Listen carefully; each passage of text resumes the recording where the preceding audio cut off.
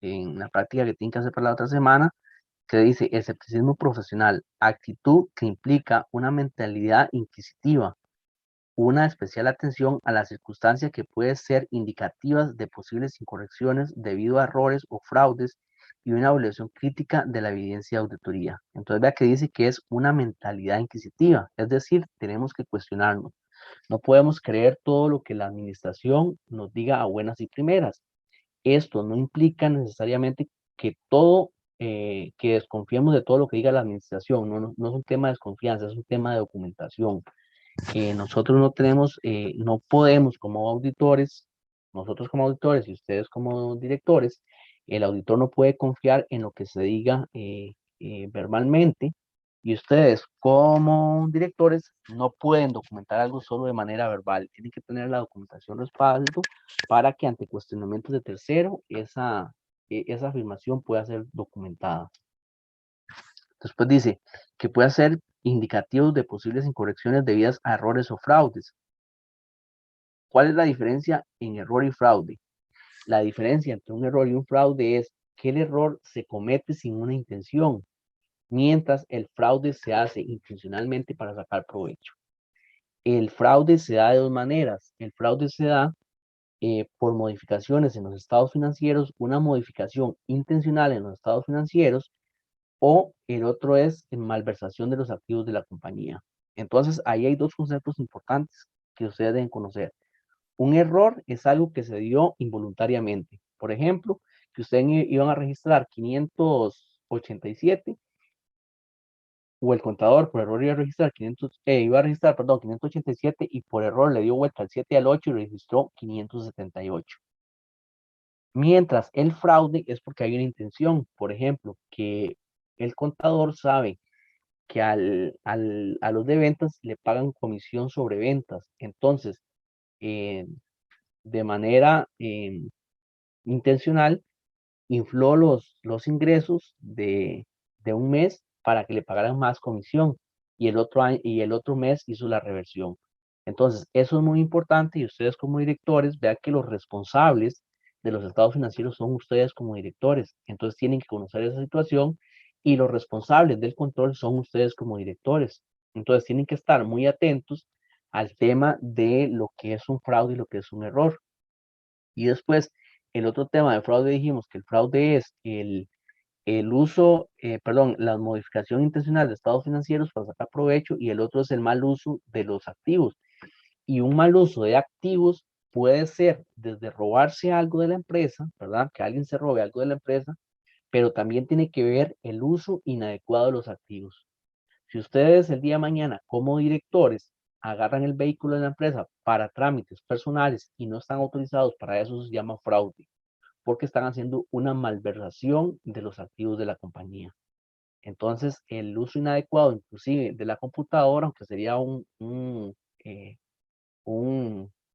de grado menor, pero el uso de la computadora de la empresa para, para cosas personales, si la empresa no lo ha autorizado, pues también es una malversación de activos, ¿verdad? Por supuesto que a un grado menor y no sería un fraude importante, pero se está haciendo una malversación de los, de los, de los recursos. Y el problema es que malversaciones pequeñas pueden llevar una y otra. Así como se hace mal uso de la computadora, se puede estar llevando hojas de la compañía para los hijos, ¿verdad? Entonces son costos que la compañía está asumiendo que no debería asumirlos. Entonces, muy importante el escepticismo profesional, sumamente importante para la documentación desde el punto de vista del auditor, pero muy importante también ustedes como directores para que sepan que todo tienen que documentarlo de manera adecuada. O sea, la información que se le proporciona al auditor y la información que ustedes tengan para sopesar decisiones importantes de la compañía deben estar documentadas, porque si no están documentadas, no pueden ser respaldadas ante un tercero. Como les decía el ejemplo antes de un presupuesto, si ustedes dicen que el presupuesto de su compañía va a crecer un 10%, no es porque eso es lo que ustedes deseen, no, es porque tienen que respaldar que efectivamente tienen los medios para generar el inventario y las ventas para poder crecer ese 10%. Y aún más importante, el tema este de los errores y de los fraudes. Si ustedes son los responsables de los estados financieros y el control de la compañía, tienen que generar controles fuertes para que no se den errores y sobre todo para que no se den fraude. Seguridad razonable. En el contexto de una auditoría de estados financieros, un grado de seguridad alto, aunque no absoluto, no lo voy a explicar porque ya dijimos que era el tema de seguridad razonable. Esto sí nos interesa muchísimo. Riesgos de incorrección material. Riesgo de que los estados financieros contengan incorrecciones materiales antes de la realización de la auditoría. El riesgo comprende dos componentes descritos del siguiente modo en las afirmaciones. Riesgo inherente. Susceptibilidad de una afirmación sobre un tipo de transacción, saldo contable u otra revelación de información a una incorrección que pudiera ser material, ya sea individual o de forma agregada con otras incorrecciones, antes de tener en cuenta los posibles controles correspondientes.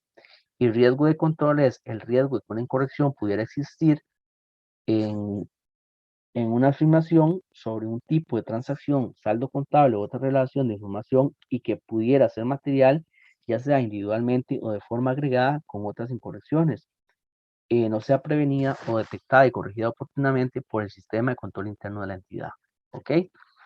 Pregunto, ¿este riesgo de quién es? ¿Quién tiene que asumir este riesgo inherente y riesgo de control? ¿Es el auditor o son ustedes como directores?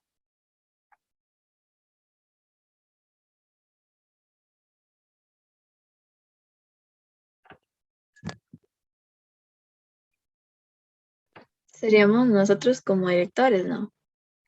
Correcto. Serían ustedes como directores y por eso es importante. Es decir, el riesgo que tienen las cuentas y el riesgo de una mala aplicación de controles, ustedes son los responsables. Y vamos a repasar un poquito qué es riesgo inherente. El riesgo inherente es el riesgo que está asociado a cada una de las cuentas. Es el riesgo propio de las compañías, de cada cuenta que aparece en los estados financieros. Por ejemplo, ¿cuál es el riesgo inherente? Uno de los riesgos inherentes que tiene la cuenta de efectivo, que es muy tangible. Un riesgo inherente que tiene la cuenta de efectivo es el de robo, ¿verdad? ¿Por qué es un riesgo inherente? Porque el efectivo, el que quiere robarse algo, probablemente quiere efectivo. Mientras que si se roba una maquinaria, por ejemplo, la maquinaria tiene que sacarla, tiene que venderla, entonces es más complicado. Digamos que le va a dar menos ganas de llevársela. Pero el efectivo es muy fácil, es simplemente sacarlo, que alguien haga un descuido y no tiene que ir a vender nada, ya se llevó el efectivo. Entonces, el riesgo inherente de robo de efectivo es más alto que el riesgo inherente que una maquinaria, ¿verdad? Entonces, el riesgo inherente es el riesgo que está asociado directamente a una cuenta, mientras el riesgo de control es el riesgo de que ustedes como directores no apliquen los controles suficientes para evitar que el riesgo inherente se ejecute. Entonces, en el caso de efectivo, ¿cuál es el riesgo inherente? El efectivo tiene un riesgo alto de que se lo puedan extraer, que lo puedan robar, ¿ok? Ese es el riesgo de la cuenta. Y ese riesgo solo se puede mitigar por medio de controles. Ustedes no pueden hacer desaparecer ese riesgo, ¿verdad? No pueden decir, no, que el efectivo ya no tenga el riesgo que puede ser robado, o sea, ese riesgo siempre va a existir. ¿Cómo lo pueden mitigar ustedes? Pues generando controles fuertes como hacer arqueos, que en las puertas van a poner diferentes niveles de seguridad, ya sea revisión de bolsos, que hayan guarda, que hayan cámaras, etcétera, etcétera. Entonces, el riesgo de control es que los riesgos de controles que ustedes establezcan no sean suficientes para mitigar el riesgo inherente. Estos dos riesgos quedan claros, Profe, ¿sí? entonces el riesgo inherente no puede ser eliminado, pero el de control sí. El riesgo de inherente no puede ser eliminado, el de riesgo de control sí. ¿Y el riesgo de control cómo lo harían ustedes? Pues implementando una gran cantidad de controles y controles efectivos. Entonces, eso sí pueden, ¿verdad?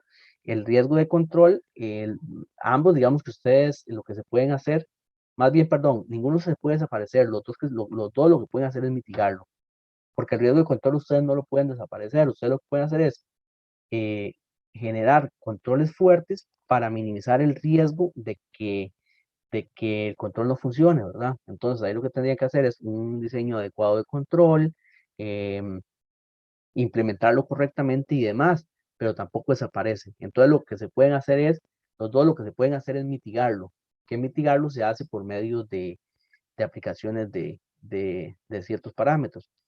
El riesgo inherente se mitiga con controles. Y el riesgo de control, ¿cómo se mitigaría? Con usted establecer como directora eh, un, unos controles que estén correctamente diseñados y correctamente implementados. Entonces, ninguno se puede desaparecer, pero sí se pueden mitigar. Ah, ok, profe, gracias.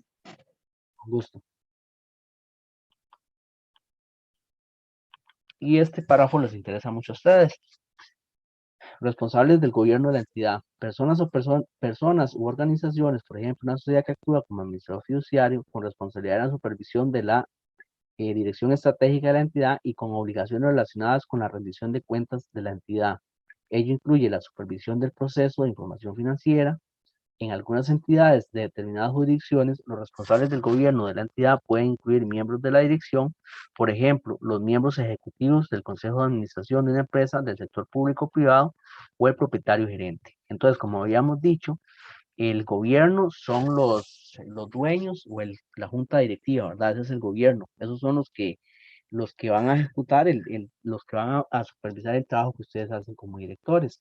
Entonces, el gobierno son los dueños, el consejo de administración, junta directiva, y esos son los responsables de verificar el trabajo que ustedes hacen como directores. Aquí es muy importante porque si los controles de la alta gerencia es muy importante, ¿verdad? Eh, em, los controles, si hay un control interno fuerte a nivel de las altas, tanto de la dirección como del gobierno corporativo, probablemente esos controles van a ser fuertes, ¿verdad? Aunque los controles tienen que estar a todos niveles, son más fuertes los que vienen desde las partes altas y por una simple razón, porque estos tienen autoridad para, para hacer que los controles se apliquen correctamente y por todo el personal. Entonces dice, el auditor cumplirá todas las NIAs aplicables a la auditoría. Una NIA es aplicable a la auditoría cuando la NIA está en vigor y concurre las circunstancias a las que se refiere la NIA. Es lo que les decía, que esta es la NIA general, pero que hay NIAs específicas que vamos a ir viendo conforme pasa el curso, ¿verdad? Entonces, hay NIAs que esta que es general y hay otras que son específicas para ciertas cosas y que cada NIA tiene en su objetivo, explica exactamente a qué es a lo que aplica, ¿verdad? Dice, el auditor conocerá el texto completo de la NIA, incluida la guía de aplicación y otras anotaciones explicativas, con el fin de comprender sus objetivos y aplicar sus requerimientos adecuadamente. Entonces, yo diría que aquí el auditor, pero ustedes como directores, si menciona responsabilidades, ¿verdad? Ustedes también deberían conocerla y deberían conocerla en el contexto que lo estamos haciendo. ¿Cómo me afecta o cómo le afecta a ustedes como directores la NIA, ¿verdad? ¿Cuáles son sus responsabilidades? eh, cómo deberían enfrentar un control interno adecuado, cuáles son los riesgos que son responsabilidad de la administración. ¿Verdad? Entonces yo aquí le agregaría que el auditor debe conocerlas, pero también ustedes como directores. Y después otro que dice es que el auditor no manifestará en el informe de auditoría haber cumplido con los requerimientos de la NIA, a no ser que haya cumplido con el requerimiento de la presente NIA y de todas las NIAs. Entonces, que no es solo cumplir esta, ¿verdad? No es que el auditor va a cumplir una NIA o que decide cumplir con una NIA. Para poder decir que cumple con las NIAs es porque cumple con todas las que estén vigentes a una fecha establecida.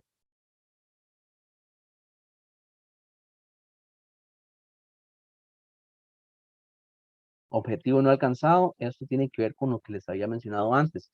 En el caso de que un objetivo de una NIA aplicable no pueda alcanzarse, el auditor evaluará si ello le impide alcanzar sus objetivos globales y, en consecuencia, si requiere que el auditor, de conformidad con la NIA, exprese una opinión modificada o renuncie al encargo, si las disposiciones legales o reglamentarias aplicables así lo permiten. El hecho de no alcanzar un objetivo constituye un hecho significativo que, de conformidad con la NIA 230, debe ser documentado. Entonces, esto es lo que le estaba diciendo. Ok, el auditor puede retirarse porque no alcanzó los objetivos o puede retirarse porque porque ustedes como directores dijo, no, simplemente tuvimos un inconveniente, no quiero que ustedes sigan siendo auditores, ok. La NIA 230 le dice cómo tiene que ser ese proceso de desligue de la compañía, y pues obviamente anteriormente se había registrado un contrato, entonces el contrato tiene que dar claramente por qué no se va a ejecutar el contrato. Dice, las disposiciones legales o reglamentarias pueden establecer las responsabilidades de la dirección y cuando proceda de los responsables del gobierno de la entidad en relación con la información financiera. Sin embargo, la extensión de dichas responsabilidades o su descripción puede diferir dependiendo de la jurisdicción de la que se trate. A pesar de estas diferencias, una auditoría de conformidad con las NIAs se realiza partiendo de la premisa de que la dirección y cuando proceda los responsables del gobierno de la entidad han reconocido y comprenden que son responsables de. Entonces a este le vamos a poner un check y un asterisco. Estas son sus responsabilidades como director. ¿Ok? A pesar de que la NIA eh, dice cómo el auditor debe ejecutar su trabajo, también define responsabilidades por ustedes. Y dice que ustedes son responsables de la preparación de los estados financieros de conformidad con el marco de información financiera aplicable, que normalmente el marco de aplicación es las NIF, ¿verdad? Las normas internacionales de información financiera.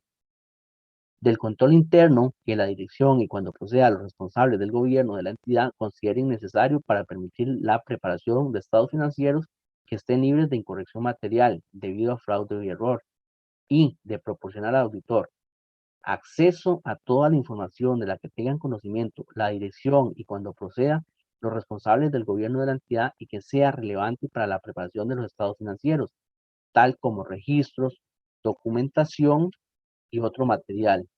Información adicional que pueda solicitar el auditor a la dirección y cuando proceda a la responsable del gobierno de que la entidad para los fines de auditoría y acceso ilimitado a las personas de la entidad de las cuales el auditor considere necesario obtener evidencia de auditoría. Entonces vea que ustedes como el auditor le puede pedir acceso a cualquier persona, puede entrevistar a cualquier persona y ustedes no pueden negarlo, ¿verdad? Y si lo niega, el auditor podría ponerlo como una limitación. Entonces, vea que es importante, uno, la preparación de estados financieros es responsabilidad de ustedes como dirección. Ustedes se lo pueden asignar a su contador, sí, pero la responsabilidad de ustedes. Ustedes son responsables del control interno y que ese control interno esté enfocado en minimizar los errores que presentan los estados financieros.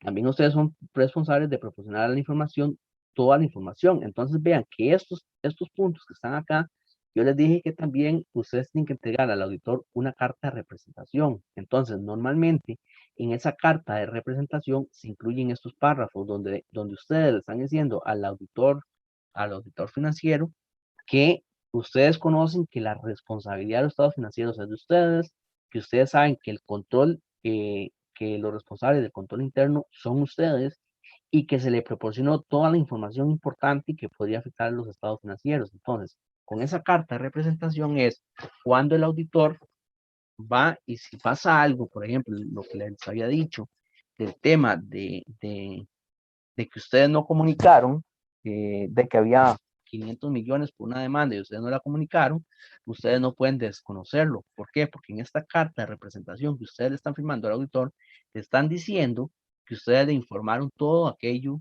que, que podría afectar a los estados financieros. Entonces, el día de mañana ustedes no pueden decir, mira, es que yo no sabía que eso era material. Ya tienen un conocimiento de que es material, ¿verdad? Ya saben cuáles son sus responsabilidades y ya saben qué es lo que tienen que comunicar. Por supuesto que eso es para efectos de información, solamente de información para el auditor. El auditor no puede publicarlo, ¿verdad? Entonces, también es importante, más adelante vamos a ver que ustedes, como lo dijimos la semana pasada, la auditoría arranca con una carta de compromiso que ustedes firman con el auditor. Entonces, en la carta de compromiso, aunque ya se sabe, ustedes pueden decir que la información que ustedes facilitan al auditor es solamente para efectos del auditor y que no puede ser compartidos con terceros. Vea que también le dije que los estados financieros tienen que ser proporcionados por el auditor a ustedes. ¿Por qué? Porque ustedes podrían, una situación legal podría ser, si un tercero si un tercero lo sabe, sería muy delicado, ¿verdad? Inclusive, dependiendo de la situación, podría llevar a quiebra la empresa, ¿verdad? Qué sé yo, que hay una situación, una demanda una demanda por contaminación o por lo que sea, que ustedes internamente lo pueden manejar. Pero si se lo dicen a los auditores y los auditores se filtró esa información y lo supo la sociedad, probablemente muchos de sus clientes se van a retirar y la empresa quebró.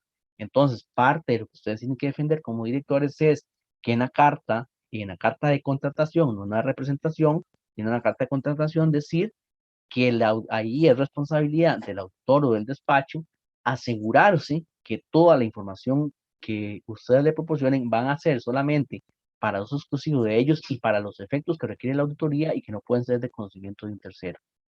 Eso queda claro, porque eso es también muy importante para efectos de ustedes como directores.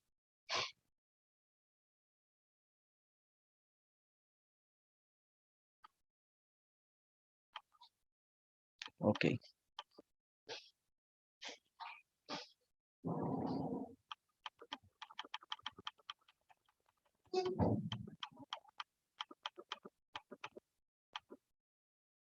Eso es lo que les decía de los balances de situación, un poco para... Dice, los requerimientos del marco de información financiera aplicable también determina lo que constituye un conjunto completo de estados financieros. En muchos de los marcos, los estados financieros tienen como finalidad proporcionar información sobre la situación financiera, los resultados y los flujos de efectivo de una entidad. En dichos marcos, un conjunto completo de estados financieros incluye por lo general un balance de situación, un estado de resultados, un estado de cambios en el patrimonio neto, un estado de flujos de efectivo y notas explicativas. En otros marcos de información financiera, un solo estado financiero y las notas explicativas pueden constituir un conjunto completo de estados financieros. Normalmente, ¿qué es lo que ustedes tienen que hacer como directores? Esos son los estados financieros que ustedes tienen que hacer. Los mencionados aquí son los más frecuentes, que son balance de situación, estado de resultados, un estado de cambios en el patrimonio, un estado de flujo de efectivo y las notas explicativas. ¿Ok? Y vean que las notas explicativas pues también llevan una serie de información importante que ustedes tienen que tener a mano para poder proporcionárselas al autor. ¿Qué son notas explicativas? Son todas aquellas explicaciones que complementan la información que están en los estados financieros anteriores. Por ejemplo, en el balance de situación se muestra la cuenta de activo fijo, se muestra un solo monto de activo fijo. En la nota explicativa ustedes tienen que dar el detalle de cuál era el saldo inicial de activo fijo, cuáles fueron las adiciones, las salidas del periodo, cuál fue las ingresos y salidas de la depreciación, cuál es el método de depreciación, etcétera, etcétera. Entonces, ustedes son responsables de esos estados financieros, incluyendo las notas a los estados financieros.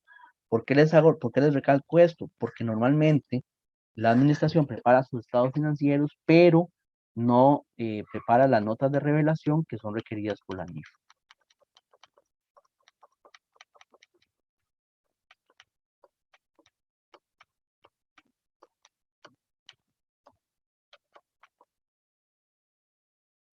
Dice, lo que caracteriza el juicio profesional que se espera de un auditor es el hecho de que sea aplicado por un auditor cuya formación, práctica, conocimientos y experiencia facilitan el desarrollo de las competencias necesarias para alcanzar los juicios razonables, perdón. Eso es más enfocado al auditor, ¿verdad? No tanto ustedes como directores, pero aquí quien esperaría que haga juicios razonables. En un equipo de auditoría, si va el socio, el gerente y el asistente, yo no esperaría que el juicio profesional lo comente el asistente. El juicio profesional como mínimo debería ser el gerente o el socio y el gerente con visto bueno del socio.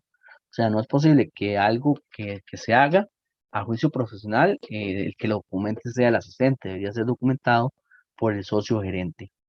Dice, el juicio profesional necesita ser ejercido durante toda la auditoría, debiendo documentarse adecuadamente. A este respecto, se requiere que el auditor prepare la documentación de auditoría suficiente para permitir que un auditor experimentado sin relación previa con la auditoría comprenda los juicios profesionales significativos formulados para alcanzar conclusiones sobre cuestiones significativas surgidas durante la realización de la auditoría.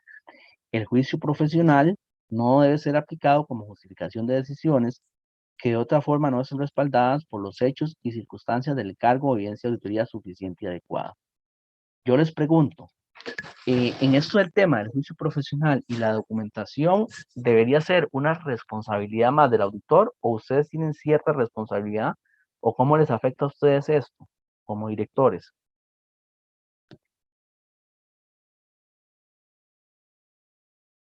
Por ejemplo, ¿qué pasa si el auditor no está documentando bien su trabajo? Ahí la empresa se vería perjudicada, digamos. Correcto, ¿por qué?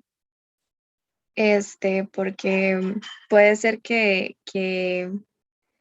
tal vez, como dice usted, un error haya ocurrido y tal vez era como, no sé, como responsabilidad del auditor revisar esos errores que se pudieron haber dado, que pudieran haber sido como tal vez intencionales o sea, como un fraude o un error.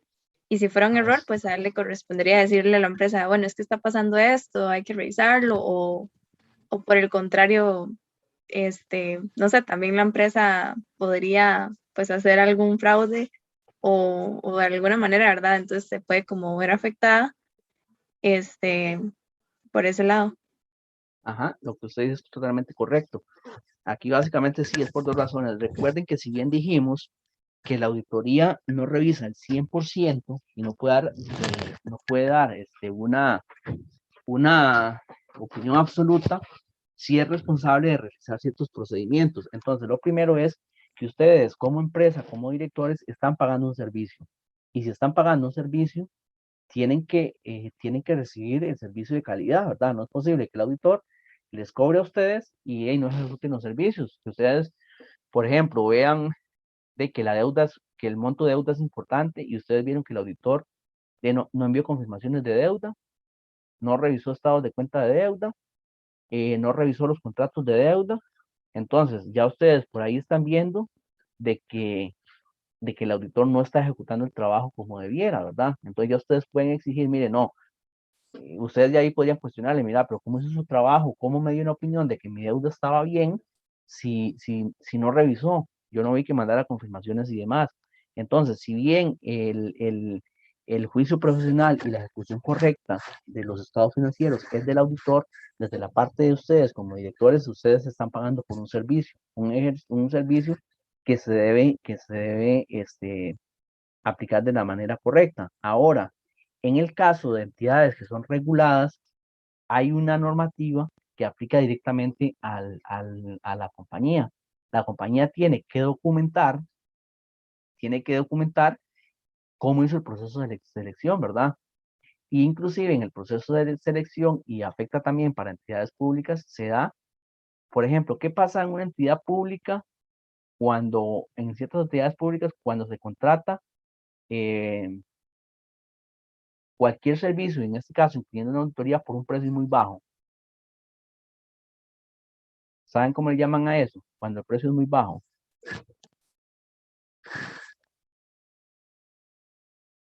No, Pedro va a ser un buen ejecutor de empresa, pero no hay, en el sistema público se llama contratación por un precio ruinoso. Y lo que significa es que por el monto que usted está contratando la auditoría, esa auditoría no va a ser ejecutada, no puede ser llevada a buen puerto. Es decir, que como mínimo, ustedes deben conocer que una auditoría del tamaño de la empresa que ustedes tienen, como mínimo se va a llevar 1000 horas. Y que si ustedes saben que el monto de las horas es por un monto X y el precio está muy por debajo de eso, lo que quiere decir es que el despacho que lo va a hacer no lo va a ejecutar bien, ¿verdad? Entonces, eso se llama una contratación de un precio ruinoso y a nivel del sector público, esas auditorías son descartadas. Cuando un despacho manda una oferta por un precio que es muy bajo, se considera ruinoso y entonces no es considerado.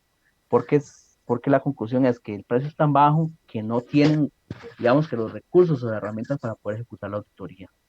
Entonces, igual en el caso de ustedes, pues obviamente si alguien viene, si les están cobrando y ustedes igual saben que la auditoría requiere como 1000 horas y que le están cobrando 100 horas, ustedes deberían como directores ser conscientes de que esa auditoría no va a ser una buena auditoría, porque en una auditoría no se hace en 100 horas, probablemente se va a hacer en 500 o en 1000 horas, ¿verdad?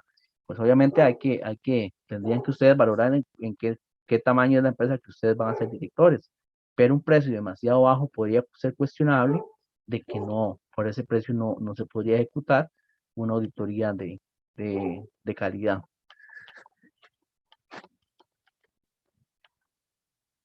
Dice, la suficiencia y adecuación de la evidencia de auditoría están interrelacionadas. La suficiencia es la medida cuantitativa de la evidencia de auditoría. La cantidad necesaria de evidencia de auditoría depende de la valoración del auditor del riesgo que exista incorrecciones. Cuanto mayores sean los riesgos valorados, mayor evidencia de auditoría podrá ser requerida, así como la calidad de dicha evidencia de auditoría. Vean que aquí hay un tema muy importante. Si entre más sea el riesgo, mayor información debe pedir, y mayor información como directores ustedes deberían entregarle a los auditores. Entonces aquí les voy a dar un tip también para ustedes como directores. ¿Qué creen ustedes que pasa si ustedes son una empresa, si ustedes en sus empresas tienen buenos controles, controles fuertes? ¿Qué podrían pensar ustedes de eso? Y ahora sí, Pedro, ahí pensando a nivel de ahorro.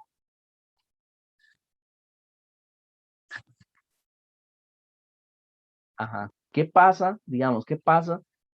Vamos a ver, si ustedes van a encontrar un auditor externo y ustedes saben que ustedes como administración, como dirección, le han dedicado tiempo a los controles y ustedes saben que sus controles son fuertes, ¿qué pensarían ustedes ahí que pueden gestionar con el auditor?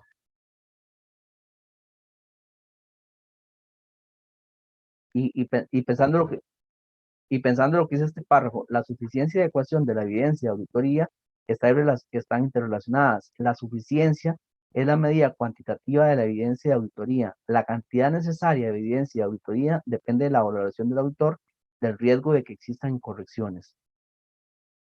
Ajá.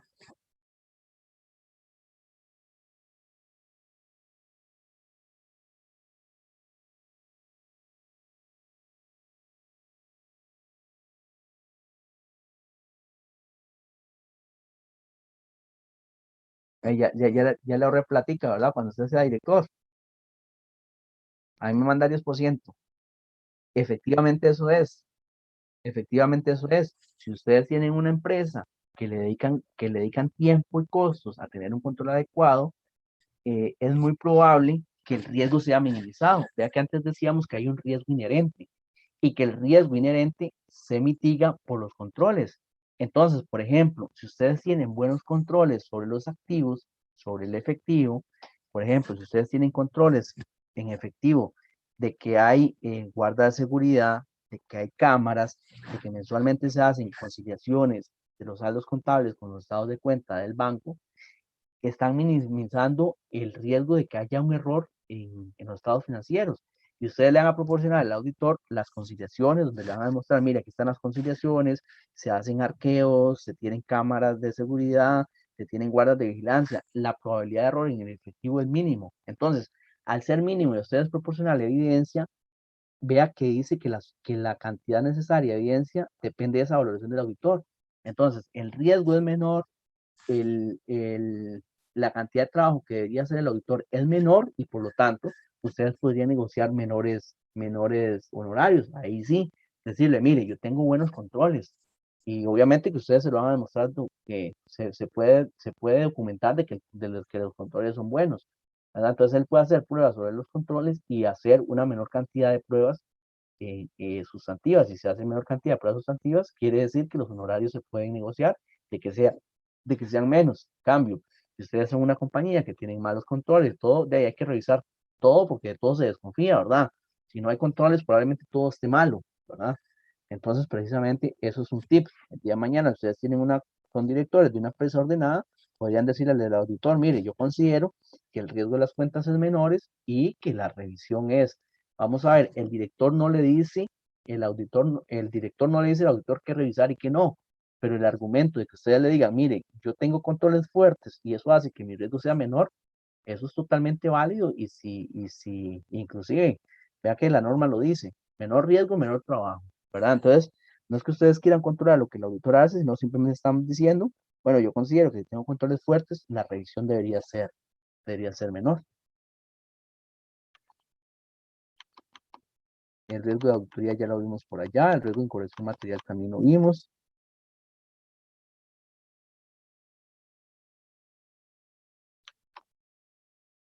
Veamos este riesgo de control porque este riesgo también le toca a ustedes.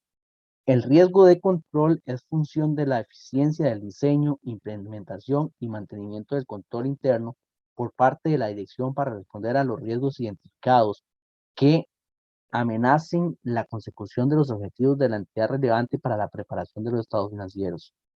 Sin embargo, el control interno, por muy bien diseñados que esté y que funcione, solo puede reducir, pero no eliminar, los riesgos de incorrección inmaterial en los estados financieros debido a las limitaciones inherentes al control interno. Dichas limitaciones incluyen, por ejemplo, la posibilidad de errores humanos o de sortear controles por colusión o por inadecuada elusión por parte de la dirección. En consecuencia, siempre existe algún riesgo de control. La NIA establecen las condiciones bajo las cuales el auditor debe o puede elegir realizar pruebas sobre la eficacia operativa de los controles para determinar la naturaleza, momento y realización y extensión de los procedimientos sustantivos a aplicar. Eso es lo que le acaba de mencionar a Pedro, que efectivamente, entre mayores sean los controles, pues obviamente minimiza la cantidad de pruebas sustantivas que debe hacer el auditor. Pero es muy importante estos conceptos. Bueno, aquí ya queda en evidencia que la preparación de los controles, que los dueños y amos del control son ustedes como directores y pues obviamente la compañía que se están dirigiendo. Pero estos conceptos son muy importantes. Diseño, implementación y mantenimiento del control interno por parte de la dirección. ¿Ok? Entonces, el control, lo primero que tiene para que un control funcione, tiene que ser que está debidamente diseñado. El diseño, ¿qué tiene que ver? El diseño tiene que ver con la redacción del control y qué es lo que dice el control. Por ejemplo, si ustedes, si ustedes el control es, por ejemplo, una conciliación bancaria, ¿verdad? Y la conciliación bancaria, lo que dice el control es que, que se harán conciliaciones bancarias mensualmente, el diseño no es correcto, ¿verdad? Porque está muy escueto. ¿Qué es lo que buscamos en un control con una conciliación bancaria? La conciliación bancaria lo que busca es, uno, comparar que los saldos contables están acordes con el estado de cuenta que emite el banco. Pero esos son los pasos. El siguiente paso es, entonces, el control bien documentado debería decir, X persona revisa que no existan diferencias materiales entre el estado de cuenta proporcionado por el banco y el registro contable de bancos de forma mensual. En caso de que existan diferencias, se investigarán y serán documentadas y corregidas dentro de un periodo de tanto. Las conciliaciones serán revisadas por X. Entonces, vea qué diferencia que desde el diseño, pues sabemos por qué, porque si el diseño está mal, ya se va a ejecutar mal. Por ejemplo, si el control dice que lo que hay que hacer es conciliaciones bancarias mensualmente, y usted puede tener la conciliación bancaria y una conciliación bancaria que tiene 10.000 diferencias y que tiene diferencias desde el año 90. El control se está haciendo, pero no se diseñó correctamente y entonces no se está implementando correctamente. Entonces, ya cuando usted dice, ok, se tiene que hacer una conciliación bancaria, la conciliación bancaria tiene que ver si hay diferencias materiales entre lo registrado y lo que dice el estado de cuenta. Esas diferencias se deben investigar y deben ser ajustadas y debe ser revisado por una persona diferente que la hizo.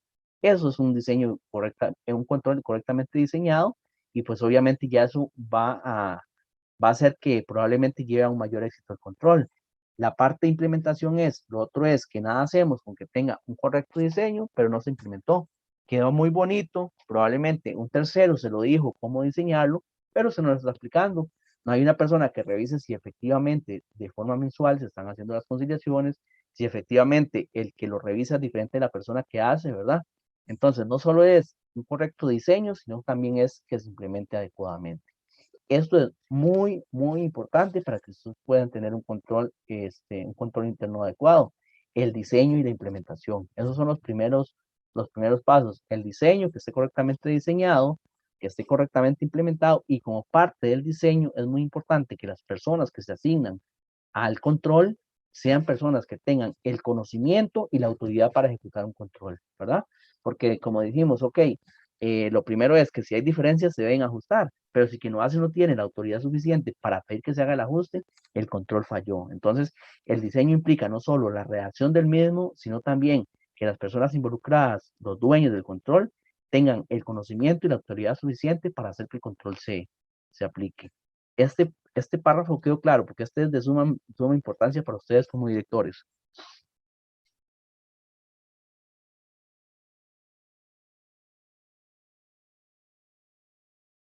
Sí, profe. Ok.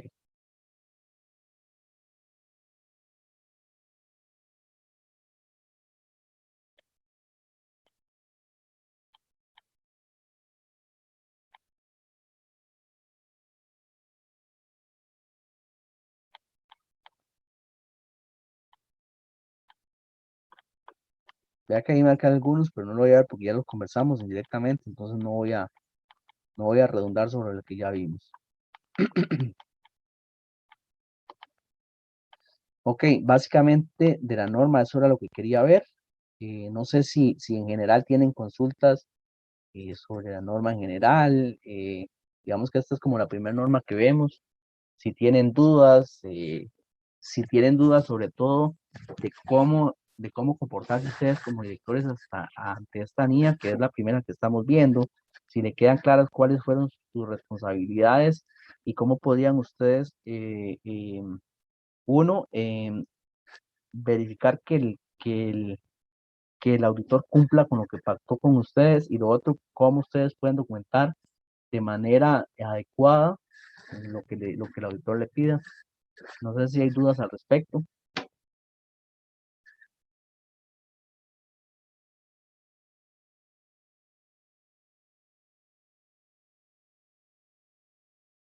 Perfecto. Ok, entonces, la niña ya está ahí. La niña está en mediación virtual. Ya todos están en mediación virtual. Ya los grupos están hechos, ¿verdad? Ya todos los grupos están hechos conforme lo conversamos.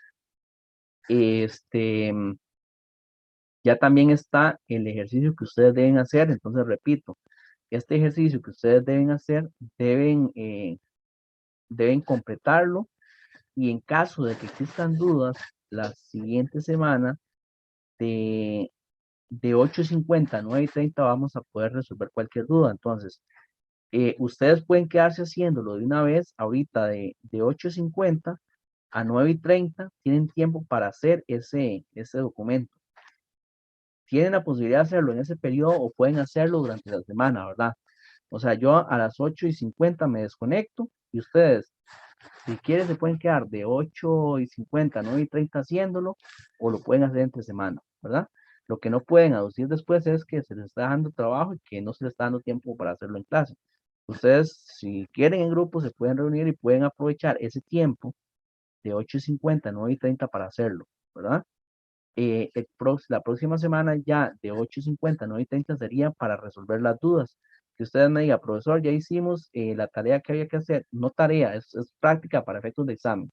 Recuerden que esto ustedes no tienen que entregármelo a mí, sino simplemente ustedes lo tienen que hacer, y en caso de que existan dudas, lo vamos a ver la próxima semana. Esa va a ser la metodología, porque ya la otra semana se les va a dejar otra y así funciona. Para la siguiente semana vamos resolviendo con una semana. Hasta Profe, aquí hay dudas. Ajá. una consulta, digamos, ya la solución para estas prácticas, ejemplo, nosotros lo resolvemos, lo hacemos, no se le entrega a usted ni tampoco hay que subirlo a la plataforma, ¿verdad? No, pero no. Lo que sí podemos hacer, y a mí me interesaría, vamos a ver, el coordinador dijo, si las personas no hacen preguntas, ustedes no tienen que entregarles nada. Sin embargo, a mí sí me interesaría que la discutamos. Independientemente, a mí sí me gustaría más o menos que ustedes me digan qué fue lo que encontraron, y entonces yo puedo decir, bueno, ustedes me dijeron que era falso, y ustedes me digan es falso, que efectivamente lo es. Porque el coordinador lo que dijo es, estos son actividades asincrónicas. Las actividades asincrónicas no requieren que el profesor reúna con ustedes para resolverlas. Nada más que, bueno, yo voy a asumir algo que el coordinador es un poco estricto, pero yo sí preferiría, por lo menos, revisarlas y decir, bueno, ustedes dijeron que era falso, falso, falso, es correcto. Y ver un par de, por lo menos, decir falso y cómo la documentaron. Decir, ok, veamos dos casos. A mí sí me gustaría, por lo menos en particular, la otra semana poder sacar y decir, efectivamente, ustedes dijeron que las 5 eran falsas o que las 5 eran verdaderas, y entonces, y ver por qué.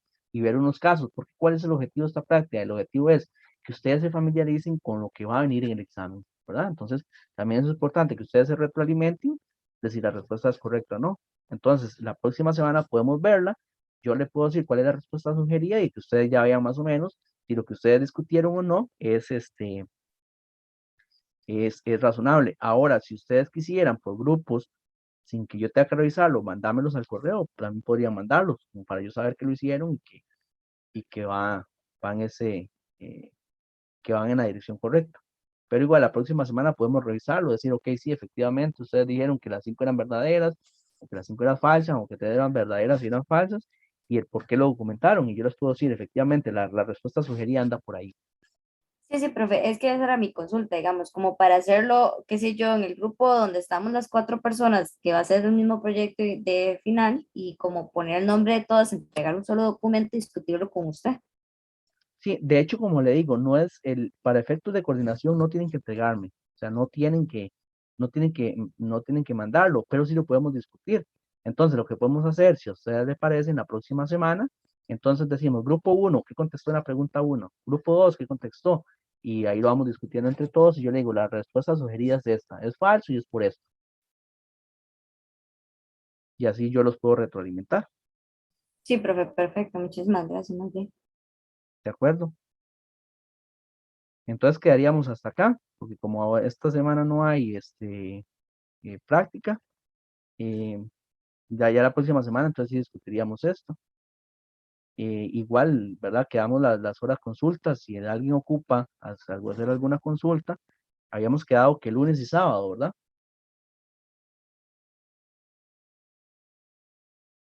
Sí, profe. Entonces, si alguien tiene alguna duda, igual me puede escribir, sacamos un ratito el sábado, aunque este curso, como le digo, el curso es un poco teórico, lo que interesa es un poco seguir esas, por eso es importante que vean esas prácticas, porque más o menos con esas prácticas, así va a ser el examen. Entonces yo lo que quiero es que se vayan familiarizando con ese tipo de preguntas y cómo deberían documentarlas. Entonces, el curso no es mucho de números, sino es más que todo de respuestas de ese tipo. Entonces, para que se vayan familiarizando con eso y se vayan adaptando a qué es lo que podrían encontrarse en en el, en el examen y también es importante que le vayan dando como un vistazo al programa. Yo también, pues obviamente, antes de empezar la clase, veamos que vamos cumpliendo con lo que es el programa, que para esta era NIA 200 y dejar esa tarea, ya cumplimos, entonces para saber que vamos cumpliendo a cabalidad con el programa. Entonces, quedo a la orden por si tienen alguna consulta para sábado o para lunes, y si no, entonces nos veríamos el próximo miércoles igual a las 7 de la noche. Perfecto, profe. Muchas gracias. Muchas gracias, profe. Buenas Gracias a noches. ustedes. Buenas noches. Buenas noches, profe. Buenas noches. Gracias, buenas noches.